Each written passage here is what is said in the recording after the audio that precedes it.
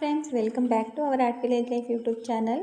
ಇವತ್ತು ನನ್ನ ವ್ಲಾಗ್ನ ಬೆಳಗ್ಗೆಯಿಂದನೇ ಸ್ಟಾರ್ಟ್ ಮಾಡ್ತಾ ಇದ್ದೀನಿ. ಇವತ್ತು ಬೆಳಗ್ಗೆನೇ ಸ್ವಲ್ಪ ಬೇಗನೆ ಎದ್ಬಿಟ್ಟು ಜೋಳ ಎಲ್ಲ ಹೊತ್ತಾಕಿದ್ದು. ಸ್ವಲ್ಪ ಬಿಸಿಲೆಲ್ಲ ಬರೋದ್ರೊಳಗಡೆ ಹೊತ್ತಾಕ್ಬಿಟ್ರೆ ಬೇಸ್ಟ್, ಇಲ್ಲ ಅಂದರೆ ಬಿಸಿಲಲ್ಲೆಲ್ಲ ಕೆಲಸನೇ ಮಾಡೋಕ್ಕಾಗಲ್ಲ. ಹಾಗಾಗಿ ಬೆಳಗ್ಗೆ ಸ್ವಲ್ಪ ಬೇಗ ಹೊತ್ತಾಕ್ಬೇಡ ಅಂತ ಎಲ್ಲ ಹೊತ್ತಾಕಾಯಿತು. ಬಟ್ ಟೈಮ್ ಬಂದುಬಿಟ್ಟು ಇನ್ನು 7:15 ಅಷ್ಟೇ. ಆದ್ರೂ ಬಿಸಿಲಂತೂ ತುಂಬ ಇತ್ತು. ಅದೇ ಹಿಂಗೂ ಕೆಲಸ ಮುಗ್ದೋಯ್ತು. ಹಾಗಾಗಿ ಒಂದು 3 ಡೇಸಿಂದ ಜೋಳ ಎಲ್ಲ ಇಬ್ಬರೇ ಮುರಿದಾಕ್ಬಿಟ್ಟು, ಮತ್ತು ಬೆಳಗ್ಗೆ ಸಂಜೆ ಅಷ್ಟೇ, ಫುಲ್ ಡೇ ಎಲ್ಲ ಕೆಲಸ ಮಾಡಿಲ್ಲ. ಬೆಳಗ್ಗೆ ಮತ್ತು ಸಂಜೆ ಮುರಿದಾಕ್ಬಿಟ್ಟು ಇದನ್ನು ಅಷ್ಟೇ, ಜೋಳ ಇಷ್ಟನ್ನು ಸಂಜೆ 1 ಗಂಟೆ, ಮತ್ತು ಈಗ ಬೆಳಗ್ಗೆ ಒಂದು 6 ಗಂಟೆಯಿಂದ 7:15ವರೆಗೂ ಆಗೋಯಿತು. ಇನ್ನು ಜೋಳದ ಕೆಲಸ ಎಲ್ಲ ಮುಗ್ದೋಯ್ತು. ಇನ್ನು ಜೋಳದ ಕೆಲಸ ಎಲ್ಲ ಮುಗಿಸ್ಕೊಂಡು ಇವತ್ತು ಸ್ವಲ್ಪ ಮನೆ ದೇವ್ರಿಗೆ ಹೋಗಿ ಬರೋಣ ಅಂತ. ಏನಕ್ಕೆ ಅಂದರೆ ನನ್ನ ತಮ್ಮನ ಮಗಳದ್ದು ಕೂದಲು ತೆಗ್ಸೋದಿತ್ತು. ಹಾಗಾಗಿ ಹೋಗಿ ಬರೋಣ ಅಂತ ಹೊರಟಿದ್ವಿ. ನಾವು ಗೃಹ ಪ್ರವೇಶ ಆದಮೇಲೆ ಹೋಗೇ ಇರಲಿಲ್ಲ. ಹಾಗಾಗಿ ಹೋಗಿ ಬರೋಣ ಅಂತ ಹೇಳಿ ಮನೇಲಿ ಪೂಜೆ ಎಲ್ಲ ಮುಗಿಸ್ಕೊಂಡು ಹೊರಟ್ವಿ.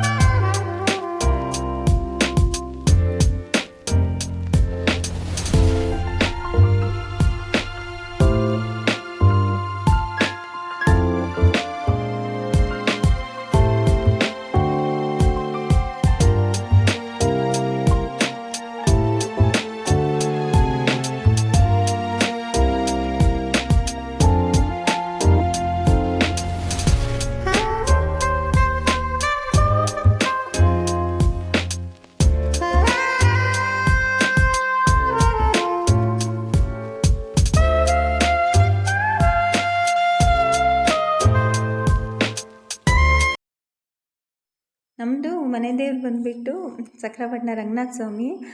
ಇನ್ನೇನು ಅಲ್ಲಿಗೆಲ್ಲ ಬಂದ್ವಿ. ನಾವು ಅಲ್ಲಿಗೆ ಬರೋ ಅಷ್ಟರೊಳಗೆ ಒಂದು 10 ಗಂಟೆ ಆಗೋಗಿತ್ತು. ಮನೆಯಿಂದ ಹೊರಟಾಗ 9 ಗಂಟೆ ಆಗಿತ್ತು. ಅಲ್ಲಿಗೆ ಬರೋ ಅಷ್ಟರೊಳಗೆ 10 ಗಂಟೆ ಆಯಿತು. ಇನ್ನು ನಮಗೆ ಒಂದು ಆಸೆ ಇತ್ತು, ಮಾವನ ತೊಡೆ ಮೇಲೇ ಕೂರಿಸಿ ಒಂದು ಕೂದಲು ತೆಗಿಬೇಕು ಅಂತ. ಹಾಗಾಗಿ ಸ್ವಲ್ಪ ಬೇಗನೆ ಬಂದ್ವಿ.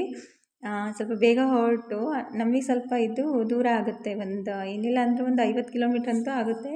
ಹಾಗಾಗಿ 1 ಗಂಟೆನೇ ಆಗೋಯಿತು. ಅಲ್ಲಿ ಎಷ್ಟೇ ಬೇಗ ಬಂದ್ರೂ ಅವರು ಏನು ಕಟ್ಟಿಂಗ್ ಅದು ಮಾಡೋರು ಸ್ವಲ್ಪ ಟೈಮ್ ಆಗುತ್ತೆ ಅಂತ ಹೇಳಿಬಿಟ್ಟು ನಾವು ಬರೋ ಅಷ್ಟರೊಳಗಡೆ ಫುಲ್ ಕೂದಲು ತೆಗೆದೇ ಬಿಟ್ಟಿದ್ರು. ಸ್ವಲ್ಪ ಬೇಜಾರಾಯಿತು. ಬಟ್ ನಾವು ಬಂದು ನೋಡಿದ್ರೆ ಫುಲ್ ಹತ್ತು ಸುಸ್ತಾಗಿ ಹೋಗ್ಬಿಟ್ಟಿದ್ಲು. ಒಂಥರ ಬಿಕ್ಕಳಿಸ್ತಾ ಇದ್ಲು. ಇನ್ನು ನಾವು ಬಂದಾಗ್ಲೂ ಹಾಗೇನೂ ತೆಗೆದ್ರು ಅಂತ ಹೇಳ್ತಾಯಿದ್ರು.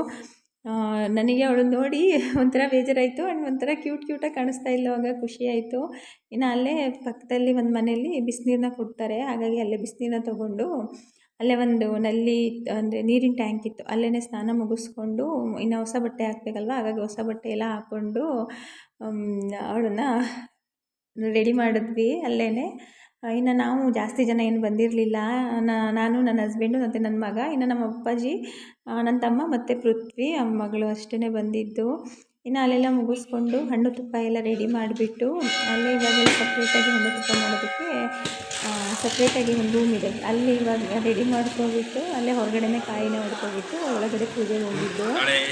ನಾನು ಬಂದೊಂದು ತುಂಬ ಟೈಮ್ ಆಗಿತ್ತು. ಬಟ್ ಅಲ್ಲೇ ನನಗೆ ಅನ್ನಿಸ್ತಾ ಇದೆ ಒಂದು ಫುಲ್ ಚೇಂಜಸ್ ಆಗಿತ್ತು ಅಂತ ಅನ್ನಿಸ್ತು ದೇವಸ್ಥಾನವೂ. ಹಾಗಾಗಿ ಎಲ್ಲನೂ ಫುಲ್ ನೀಟಾಗಿ ನೋಡಿಕೊಂಡು ಇವತ್ತು ಪೂಜೆ ಅಂತೂ ತುಂಬ ಚೆನ್ನಾಗಾಯಿತು. ಯಾಕೆಂದರೆ ಒಂದು ದೇವಸ್ಥಾನದೊಳಗಡೆ 1 ರಿಂದ 1:15 ಗಂಟೆ ಒಳಗಡೆ ಕೂತ್ಕೊಂಡು ನೀಟಾಗಿ ದೇವ್ರ ದರ್ಶನ ಮಾಡಿಕೊಂಡು ಪೂಜೆ ಮುಗಿಸ್ಕೊಂಡು ಬಂದ್ವಿ. ಜಾಸ್ತಿ ಜನ ಏನೂ ಇರಲಿಲ್ಲ. ಇವಳಂತೂ ಒಳಗಡೆ ಏನು ದೇವ್ರ ಪೂಜೆ ಆಗ್ತಿತ್ತು, ಅಷ್ಟು ಜೋರು ಗಂಟೆ ಆದ್ರೂ ಫುಲ್ ನಿದ್ದೆ, ಅಷ್ಟು ಹತ್ತು ಸುಸ್ತಾಗಿ ಹೋಗ್ಬಿಟ್ಟಿದ್ಲು. ದೇವ್ರ ದರ್ಶನ ಎಲ್ಲ ಮುಗಿಸ್ಕೊಂಡು ಕಾರೊಳಗೆ ಒಂದೇ ಕುತ್ಕೊಂಡ್ರೆ ಅವಾಗ ಆಟ ಆಡ್ತಾ ಇದ್ದಾಳೆ. ನಾವು ಅದೇ ಅಂದ್ಕೊಂಡ್ವಿ, ದೇವಸ್ಥಾನದೊಳಗಡೆ ಆದ್ರೂ ಈ ಥರ ಆಟ ಆಡಿದರೆ ಒಂಥರ ಖುಷಿ ಆಗ್ತಾಯಿತ್ತು. ಒಂಥರ ಅವಳೂ ದೇವ್ರು ನೋಡ್ದಂಗೆ ಆಗ್ತಾಯಿತ್ತು. ಅವಳಂತೂ ದೇವ್ರು ನೋಡಲೇ ಇಲ್ಲ, ಅಷ್ಟು ಸುಸ್ತಾಗಿ ಮಲ್ಕೊಬಿಟ್ಟಿದ್ಲು. ಇವಾಗ ನಮ್ಮ ಜೊತೆ ಆಟ ಆಡಿಕೊಂಡು ಕಾರಲ್ಲಿ ನೆಕ್ಸ್ಟ್ ಕಲ್ಮರುಡೇಶ್ವರ ಮಠಕ್ಕೆ ಹೋಗೋಣ ಅಂತ ಅಲ್ಲಿಗೆ ಹೊರಟಿದ್ವಿ. ಅದು ಬಂದಿದ್ದೇ ಗೊತ್ತಾಗಲಿಲ್ಲ. ಅವಳ ಜೊತೆ ಮಾತಾಡ್ತಾ ಆಟ ಆಡ್ತಾ ಬಂದಿದ್ದೇ ಗೊತ್ತಾಗಲಿಲ್ಲ. ಇನ್ನು ನಾನು ಬಂದಿದ್ದರಿಂದ ಹೋಗೋವರೆಗೂ ಜಾಸ್ತಿ ಅವಳು ನಾನೇ ಎತ್ಕೊಂಡು ನಾನೇ ಆಟ ಆಡಿಸ್ತಾ ಇದ್ದಿದ್ದು. ಮತ್ತು ಫುಲ್ ಕೂದಲೆಲ್ಲ ತೆಗೆದಿದ್ದರಿಂದ ತುಂಬ ಬಿಸಿಲಿತ್ತಲ್ವ, ಹಾಗಾಗಿ ತಲೆ ಕಾಯುತ್ತೆ ಅಂತೇಳಿ ಸೆರಗನ್ನ ಒರೆಸ್ತಾ ಇದ್ದೆ. ಅವಳು ಅಳ್ತಾಳೆ, ಇರಿಟೇಷನ್ ಮಾಡ್ಕೋತಾಳೆ ಅಂದರೆ ಫುಲ್ ನಗಾಡಿಕೊಂಡು ಆಟ ಆಡ್ತಾ ಇದ್ಲು ಅಲ್ಲೇ. ಅಂದರೆ ಸ್ವಲ್ಪ ನಿದ್ದೆ ಮಾಡಿದ್ದನು ಫುಲ್ ಆ್ಯಕ್ಟಿವ್ ಆಗಿಬಿಟ್ಟಿದ್ಲು. ನನಗಂತೂ ಅವಳು ನೋಡಿ ಫುಲ್ ಖುಷಿಯಾಗಿ ಹೋಗ್ಬಿಡ್ತು. ಅದೊಂಥರ ಮಕ್ಕಳು ಕೂದಲು ತೆಗೆದ್ರೇ ಒಂಥರ ಕ್ಯೂಟಾಗಿ ಕಾಣಿಸ್ತಾ ಇರ್ತಾರೆ. ಫಸ್ಟ್ ಒಂಥರ ಕ್ಯೂಟ್ನೆಸ್ ಇದೆ, ಆಮೇಲೆ ಒಂಥರ ಕ್ಯೂಟಾಗಿ ಕಾಣಿಸ್ತಾರೆ. ಇನ್ನು ಅಲ್ಲೂ ಅಷ್ಟೇ ಜಾಸ್ತಿ ಜನ ಇರಲಿಲ್ಲ. ಏನಕ್ಕೆ ಅಂದರೆ ಸ್ವಲ್ಪ ನಾವು ಗುರುವಾರ ಹೋಗಿದ್ವಲ್ವ, ಹಾಗಾಗಿ ಜನ ಏನು ಅಷ್ಟೊಂದು ಇರಲಿಲ್ಲ. ಹಾಗಾಗಿ ಎಲ್ಲ ಕಡೆಯೂ ಅಷ್ಟೇ ದರ್ಶನ ತುಂಬ ಚೆನ್ನಾಗಾಯಿತು. ಫುಲ್ ರಶ್ ಆಗಿತ್ತು ಅಂತ ಏನೂ ಅನ್ನಿಸ್ಲಿಲ್ಲ. ಇನ್ನು ಅಲ್ಲಿಂದ ಬೇಗನೆ ಹೊರಟ್ವಿ, ಏಕೆಂದರೆ ನಮಗೆ ಇದು ಕೋಳಿ ಕೊಯ್ದು ಅಲ್ಲಿ ಕೆಂಚರಾಯ ಸ್ವಾಮಿಗೆ ಇದು ಹರಕೆ ಇತ್ತು. ಹಾಗಾಗಿ ಬೇಗ ಸ್ವಲ್ಪ ಲೇಟ್ ಆಗಿಬಿಡುತ್ತೆ ಮತ್ತು ಎಡೆ ಎಲ್ಲ ಮಾಡೋದಕ್ಕೆ ಅಂತ ಹೇಳಿ ಸ್ವಲ್ಪ ಬೇಗನೆ ಹೊರಟ್ವಿ, ಪೂಜೆ ಎಲ್ಲ ಮುಗಿಸ್ಕೊಂಡು. ಇನ್ನು ಅಲ್ಲಿ ಯಾರೋ ಪ್ರಸಾದನ ಮಾಡಿಬಿಟ್ಟು, ಹಣ್ಣು ತುಪ್ಪ ಪ್ರಸಾದನ ಮಾಡಿಬಿಟ್ಟು ಬಂದವರಿಗೆಲ್ಲ ಕೊಡ್ತಾಯಿದ್ರು. ಹಾಗಾಗಿ ನಮ್ಮನ್ನು ಕರೆದ್ರು, ನಾವು ಹೋಗ್ಬಿಟ್ಟು ಸ್ವಲ್ಪ ತಿಂದ್ಕೊಂಡು ಹೊರಟ್ವಿ ಅಲ್ಲಿಂದ.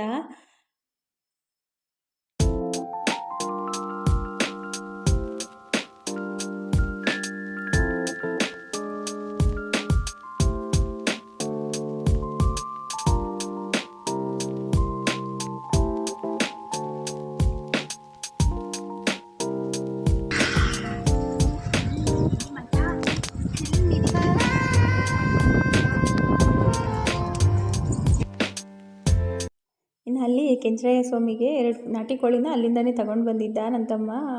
ಹಾಗಾಗಿ 2 ಹುಂಜನ ಕುಯ್ದುಬಿಟ್ಟು ಅಲ್ಲೇ ಊಟ ಎಲ್ಲ ಅಡುಗೆನ ಮಾಡ್ಕೊಬಿಟ್ಟು ಅಲ್ಲೇ ಊಟ ಮಾಡ್ಕೊಂಡು ಬರೋಣ ಅಂತ ಹೇಳಿ ಸ್ವಲ್ಪ ಬೇಗನೆ ಬಂದ್ವಿ. ಆದ್ರೂ ಅಂದರೆ ಟೈಮ್ ಆಗೋಗ್ಬಿಡುತ್ತೆ ಅಲ್ಲಿ, ಏಕೆಂದರೆ ಎಲ್ಲನೂ ಒಂದೇ ಗ್ಯಾಸಲ್ಲೆಲ್ಲ ಮಾಡಿಕೊಂಡು ಊಟ ಮಾಡಿ ಹೊರಡೋ ಅಷ್ಟರೊಳಗೆ ಟೈಮ್ ಆಗುತ್ತೆ. ಹಾಗಾಗಿ ಸ್ವಲ್ಪ ಬೇಗನೆ ಎಲ್ಲ ರೆಡಿ ಮಾಡ್ಕೊಳ್ಳೋಣ ಅಂತ ಹೇಳಿ ರೆಡಿ ಮಾಡ್ಕೊತಾ ಇದ್ವಿ. ಇವಾಗ ಸ್ವಲ್ಪ ಬೇಸಿಗೆ ಎಲ್ಲ ಸ್ಟಾರ್ಟ್ ಆಗಿರೋದ್ರಿಂದ ಎಲ್ಲ ಕಡೆ ಫುಲ್ಲು ಒಂಥರ ಗ್ರೀನರಿನೇ ಇಲ್ಲ. ಮಳೆಗಾಲದಲ್ಲಿ ಏನಾದರೂ ಬಂದರೆ ಅಲ್ಲಿ ನೋಡಿರ್ಬೋದು ಎಷ್ಟು ಗ್ರೀನಾಗಿರುತ್ತೆ ಎಲ್ಲ ಕಡೆಯೂ. ಇನ್ನು ಬೆಟ್ಟನೂ ಅಷ್ಟೇ ಎಷ್ಟು ಗ್ರೀನಾಗಿ ಕಾಣುತ್ತೆ. ಬಟ್ ಇವಾಗಂತೂ ಅಷ್ಟೊಂದು ಗ್ರೀನರಿನೇ ಇರಲಿಲ್ಲ. ಇನ್ನು ಇವಳು ಮಗಳಂತೂ ಯಾರ ಹತ್ರನೂ ಹೋಗ್ತಾನೆ ಇರಲಿಲ್ಲ. ನನ್ನ ಜೊತೆ ಮತ್ತು ಪೃಥ್ವಿ ಜೊತೆ ಅಷ್ಟೇ. ಅವ್ರ ಅಪ್ಪನ ನೋಡಿದ್ರೂ ಅಳ್ತಾ ಇದ್ಲು. ಕೂದಲು ತೆಗೆಸ್ದಾಗ್ಲೇ ಸ್ವಲ್ಪ ಏನಕ್ಕೂ ಗೊತ್ತಿಲ್ಲ ಫುಲ್ ಇದಾಗ್ಬಿಟ್ಟು ಅಳ್ತಾ ಇದ್ಲು. ಹಾಗಾಗಿ ಇವ್ರು ಕರ್ಕೊಂಡು ಏನೇನೋ ಮಾಡ್ಕೊಂಡು ಎತ್ಕೊಂಡಿದ್ರು. ಸ್ವಾಮಿ ನೋಡಿ ಅಲ್ಲಿ ನೋಡಲ್ಲಿ ಬೆಟ್ಟ ಅಲ್ಲಿ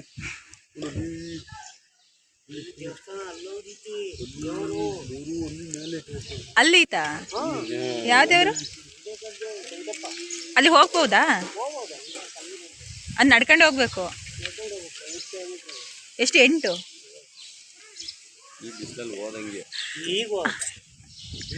ಅಲ್ಲ ಅದು 8 ಕಿಲೋಮೀಟರ್ ಏನಿಲ್ಲ ಅಲ್ವಾ? ಹೌದು. ಜಾಸ್ತಿ ಸುತ್ತಿ ಹೋಗ್ತೀನಿ 8 ಕಿಲೋಮೀಟರ್.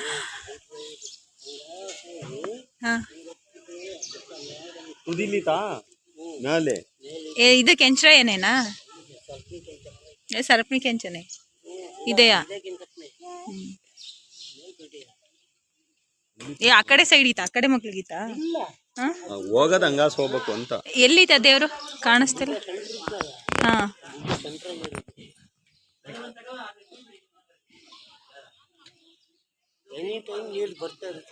ನೀರು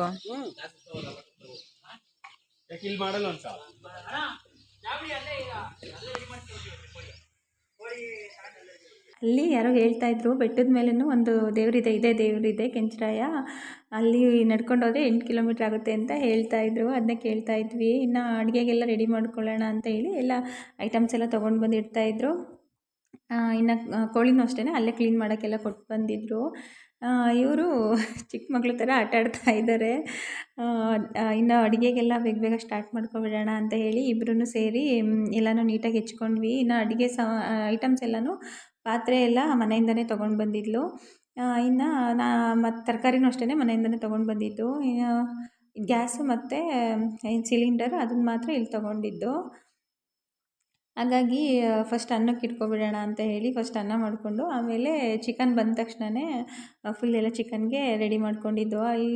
ಇಲ್ಲಿ ನಮಗೆ ಗೊತ್ತೇ ಇರಲಿಲ್ಲ, ಇನ್ನು ಕರೆಂಟ್ ಇರಲಿಲ್ಲ ಅಂತ ಹೇಳಿ ಖಾರ ರುಬ್ಬೋದಕ್ಕೇ ಆಗಲಿಲ್ಲ. ಹಾಗಾಗಿ ಬರೀ ಒಗ್ಗರಣೆನೇ ಮಾಡಿಕೊಂಡು ಹಾಗೆಯೇ ಖಾರ ಪುಡಿನೆಲ್ಲ ಹಾಕಿ ಮಾಡಿದ್ದು. ನಾವು ಅಂದ್ಕೊಂಡಿದ್ವಿ ಖಾರ ರುಬ್ಬೋದಕ್ಕೆ ರುಬ್ಕೊಡ್ತಾರೆ ಅಲ್ಲಿ. ನಾವು ಲಾಸ್ಟ್ ಟೈಮ್ ಮಾಡಿದಾಗ ಖಾರನ ರುಬ್ಕೊಟ್ಟಿದ್ರು. ಹಾಗಾಗಿ ಈ ಸಲವೂ ಹಾಗೆ ಇರುತ್ತೆ ಅಂತ ಅಂದ್ಕೊಂಡ್ರೆ ಅಲ್ಲಿ ಇನ್ನು ಕರೆಂಟ್ ಇಲ್ಲ. ಹಾಗಾಗಿ ರುಬ್ಬೋಕ್ಕಾಗಲ್ಲ, ಬರೀ ಜಸ್ಟ್ ಮಸಾಲೆನ ಹಾಕಿ ಅಂತ ಹೇಳಿದ್ರು. ಹಾಗಾಗಿ ಸಿಂಪಲ್ಲಾಗಿಯೇ ಮಸಾಲೆನ ಹಾಕಿದ್ದು. ಮತ್ತು ಟೇಸ್ಟ್ ಬೇರೆ ನೋಡೋ ಹಾಗಿಲ್ಲ. ಹಾಗಾಗಿ ಯಾವ ಥರ ಆಗುತ್ತೋ ಅಂತ ಸ್ವಲ್ಪ ನೋಡಿಕೊಂಡೇ ಮಾಡಿದ್ರೂ ಸ್ವಲ್ಪ ಉಪ್ಪಾಗಿ ಹೋಗ್ಬಿಟ್ಟಿತ್ತು. ಕೆಲವ್ರು ಹೇಳ್ತಾರೆ ದೇವರಿಗೆ ಎಡೆ ಮಾಡಿದ್ರೆ ಅದು ಉಪ್ಪಾಗಿದ್ದರೆ ಒಳ್ಳೆಯದು ಅಂತ ಹೇಳ್ತಾರೆ, ಗೊತ್ತಿಲ್ಲ ಏನಕ್ಕೆ ಅಂತ. ಹಾಗಾಗಿ ಇನ್ನು ಎಡೆ ಎಲ್ಲ ಕೊಟ್ಟು ಬಂದುಬಿಟ್ಟು ಊಟನ ಮಾಡೋದಕ್ಕೆ ಸ್ಟಾರ್ಟ್ ಮಾಡಿದ್ವಿ. ಆಗಲೇ ಊಟ ಮಾಡೋದಕ್ಕೆ ಸ್ಟಾರ್ಟ್ ಮಾಡಿದಾಗಲೇ 3 ಗಂಟೆ ಆಗೋಗ್ಬಿಟ್ಟಿತ್ತು.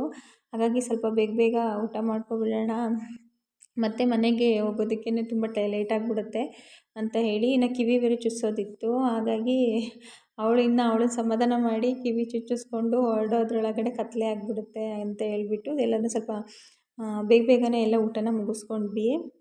ಫಸ್ಟು ನಾವು ಅವರಿಗೆಲ್ಲ ಹಾಕ್ಕೊಟ್ಬಿಟ್ಟು ಆಮೇಲೆ ನಾವು ಊಟ ಮಾಡೋಣ ಅಂತ ಹೇಳಿ ಅವಳ ಮಗುನ ಎತ್ಕೊಂಡಿದ್ದು, ನಾನೆಲ್ಲ ಅವ್ರಿಗೆ ಬಡಿಸ್ತಾ ಇದ್ದೆ. ಹಾಗಾಗಿ ಫಸ್ಟ್ ಅವರು ಊಟ ಮುಗಿಸ್ಕೊಂಡು ಆಮೇಲೆ ನಾವು ಮಾಡೋಣ ಅಂತ ವೆಯ್ಟ್ ಮಾಡ್ತಾಯಿದ್ವಿ.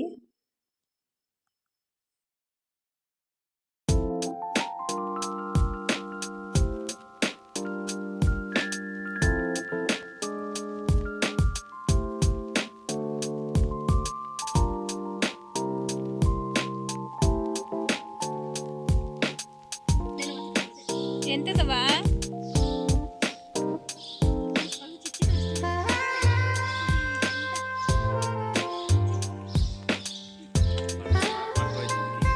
ಏನು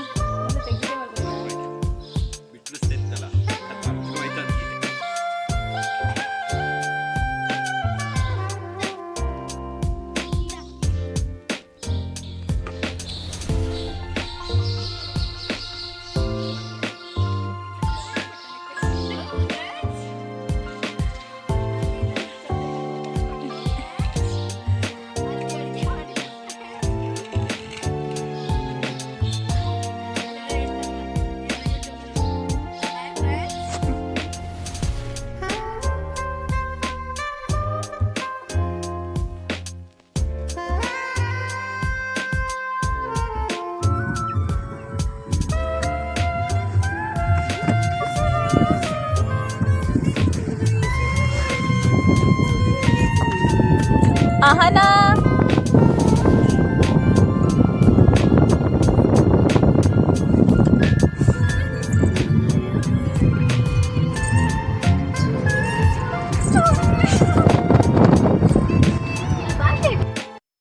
ಇನ್ನಲ್ಲೆಲ್ಲ ಮುಗಿಸ್ಕೊಂಡು ಇನ್ನು ಚಿಕ್ಕಮಂಗ್ಳೂರಿಗೆ ಬಂದ್ವಿ. ಇನ್ನೇನು ಚಿಕ್ಕಮಂಗ್ಳೂರಲ್ಲಿ ಹೋಗೋ ಹತ್ರ ಅಂದರೆ ಚಿಕ್ಕಮಂಗ್ಳೂರು ಟು ಬೇಲೂರು ಹೋಗೋ ಹತ್ರ ಒಂದು ಶ್ರೀ ಸತ್ಯನಾರಾಯಣ ನರ್ಸರಿ ಇದೆ. ಅಲ್ಲಿಗೆ ಆಲ್ಮೋಸ್ಟ್ ನಾವು ಚಿಕ್ಕಮಂಗ್ಳೂರಿಗೆ ಬಂದರೆ ಅಲ್ಲಿ ಹೋಗ್ದೇ ನಾವು ಹೋಗೋದೇ ಇಲ್ಲ. ಇವರಂತೂ ನಮ್ಮ ಮನೆ ಹತ್ರ ಏನೇನು ಗಿಡಗಳಿದೆ, ತೆಂಗಿನ ಮರಗಳಿಂದ ಹಿಡಿದು ಮತ್ತು ಇದು ಅಡಿಕೆ ಗಿಡ ಅಲ್ಲ, ಇದು ಹಲಸಿನ ಮರ ಮತ್ತು ಪ್ರತಿಯೊಂದು ಫ್ರೂಟ್ಸ್ದು ಏನೇನು ಗಿಡಗಳಿದೆ ಅದನ್ನೆಲ್ಲನೂ ಸಹ ಇಲ್ಲೇ ತೊಗೊಂಡು ಬಂದಿರೋದು. ಅವ್ರು ಇಲ್ಲಿಗೆ ಬಂದರೆ ಯಾವುದಾದ್ರೂ ಒಂದು ಗಿಡ ತೊಗೊಳ್ದೇ ಹೋಗೋದೇ ಇಲ್ಲ. ಅದರಲ್ಲೂ ಫ್ರೂಟ್ಸ್ ಗಿಡ ಅಂತೂ ಅವ್ರಿಗೆ ತುಂಬ ಇಷ್ಟ. ತುಂಬ ಚೆನ್ನಾಗಿರುತ್ತೆ ಇಲ್ಲಿ.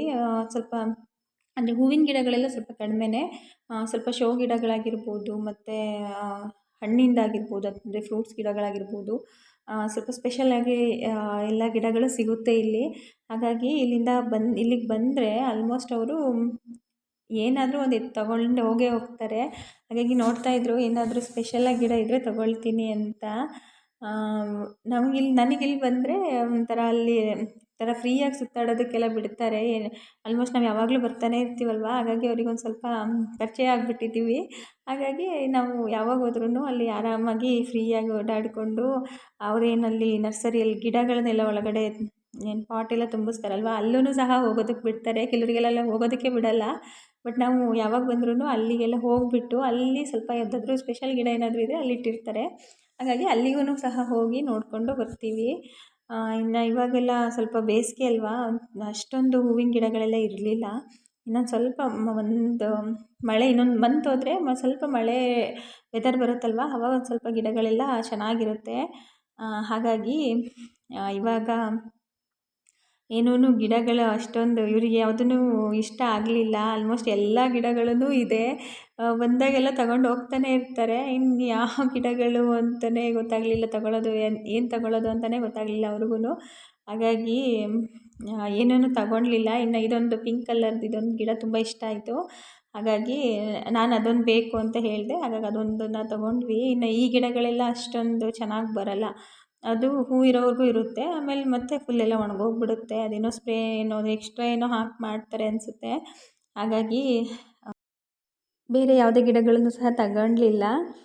ಇನ್ನು ಅದೊಂದು ಪಿಂಕ್ ಕಲರ್ದು ಒಂದು ಗಿಡನ ತಗೊಂಡು ಇನ್ನು ಮನೆಗೆ ಬಂದ್ವಿ. ಅಷ್ಟರೊಳಗಡೆ ಎಲ್ಲ ಸಂಜೆ ಆಗೋಗ್ಬಿಡ್ತು. ಅಷ್ಟರೊಳಗೆ 6 ಗಂಟೆ ಏನೋ ಆಗೋಗ್ಬಿಟ್ಟಿತ್ತು ನಾವು ಮನೆಗೆ ಹೋಗೋಷ್ಟರೊಳಗೇ.